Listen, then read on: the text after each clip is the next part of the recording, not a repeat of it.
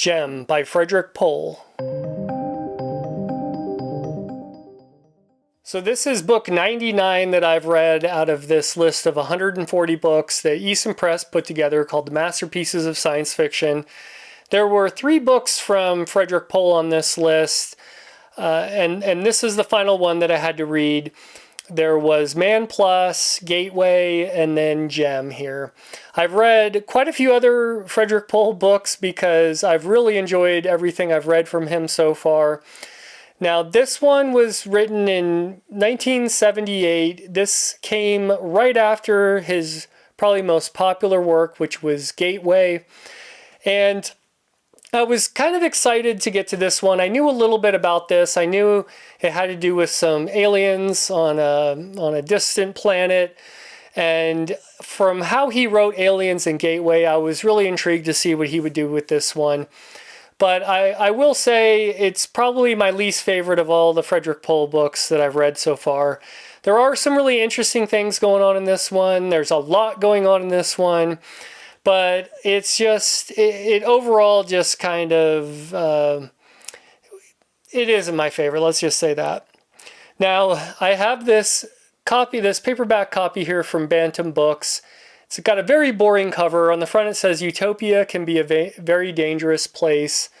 And on the back it says, "This is the way the world ends." That's kind of all you get from this paperback version. But luckily I have a book club hardback edition that has an equally boring cover. And it basically says the same thing. It's just set up a little bit different. But if you saw the thumbnail I did and the picture here from the SF Masterworks edition of this book, this actually has some artwork that has something to do with the story at least. And it's a pretty good cover. It's probably my favorite cover that I've seen of this book so far. So let's kind of start off with what this one is about. So this one takes place, I believe, in the 2020s, so right about the time we're at right now as I record this video. And Earth is kind of the same, but a bit different too. So we have all these countries and nationalities, but mankind has also kind of set themselves up into what they call these blocks. And the blocks are based on which countries are good at producing certain types of resources. So we have a food block, and these are countries that are really good at producing food. We have the fuel block, and like the name denotes, these are countries that have a lot of natural resources available, and they can produce these natural resources for fuel for humanity. And then the final block is the people block, and these are countries that have been very good at producing people.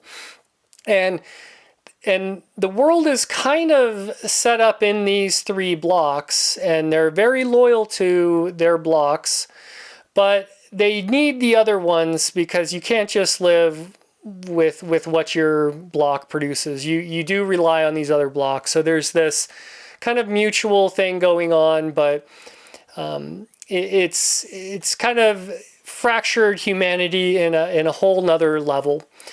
And when we start off with this one, we're introduced to what is sort of our main character. His name is Danny Dalehouse, and he's an American scientist. He's at a exobiology conference in Bulgaria, I believe it is. And there's some people speaking because a planet has been discovered that more than likely has some life on it. They know it has some life. They don't know how intelligent this life is. And the planet is kind of unique too because it orbits around a star that's quite a bit smaller and dimmer than our sun. But the planet that rotates around this sun is tidally locked to the star. So it's always got one face of the planet facing the star. And so that provides enough heat to keep one side basically to a temperature where a human could survive. And the atmosphere is good enough. It's a place that could harbor human life. The opposite side of this planet that's always facing away from the star is kind of a frozen wasteland. But the one side facing the star it seems to be good enough to support life, and there seems to be really three advanced alien species on this planet. One takes to the sky and they kind of float around, and they communicate via singing. There's another that are kind of like these crab-like creatures that scurry around the surface of the planet. And then there's another group that burrows underground, and there's kind of the least amount known about them because they're very elusive. They're underground most of the time. And our main character, Danny, he's very interested in these alien creatures to see how sentient they are, see how intelligent they are. There's some other people that are very interested in to see if they can communicate with these creatures as well. But you can kind of see really early on where Pohl is going to be taking this novel, because we have competition between these three blocks to go out to this planet and see which one can kind of get their foothold on the planet first. And so you have these three competing blocks going out there, and these alien species, which are three unique species in their own right, set up kind of in the way, and each block kind of almost groups up with one of these alien species and either uses them to their advantage or does something to get a leg up using those alien species. So you could really see the influence maybe of like the Cold War and what was going on there, and how humanity is basically going to be kind of doing the same thing. There's that saying, the more things change, the more they stay the same. It's kind of a theme that I've noticed with Frederik Pohl, is he'll come up with this really kind of wild idea or setting, but then he'll kind of take it to a very logical, plausible conclusion based on humanity. I think he was a student of history and of modern day things that were going on, and it was kind of like this idea that humans are always going to be doing human things. And you get a couple hints on the cover of this one talking about utopia, and then this is the way the world ends, and you kind of get a lot of the story on this alien planet, but you're still following some characters that are on Earth as well. And as you finish up the story, you'll learn more about these alien species, more about what the humans end up accomplishing on both of their endeavors on Earth and on this planet. And overall, it was a fairly interesting story. Now, the pros on this one were just some of the alien creatures, and this idea of blocks was pretty interesting, and the way they go out to this alien planet and kind of get mixed in with these other three alien species. But that's kind of it when it comes to pros for me. For the cons, a lot of the characters were very stereotypical.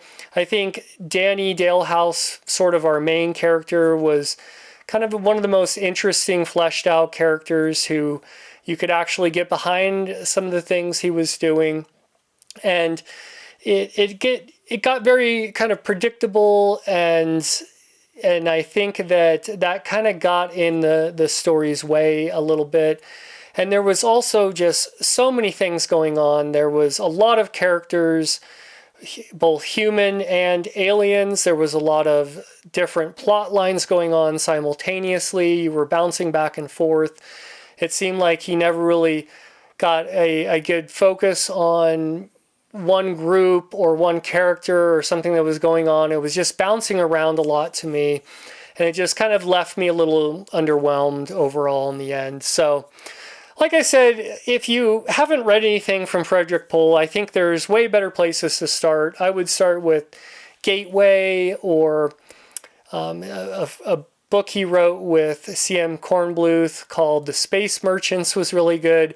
Even Man Plus was a very interesting kind of dark book. But if you're a Frederik Pohl completist, you'll probably get to this at some point.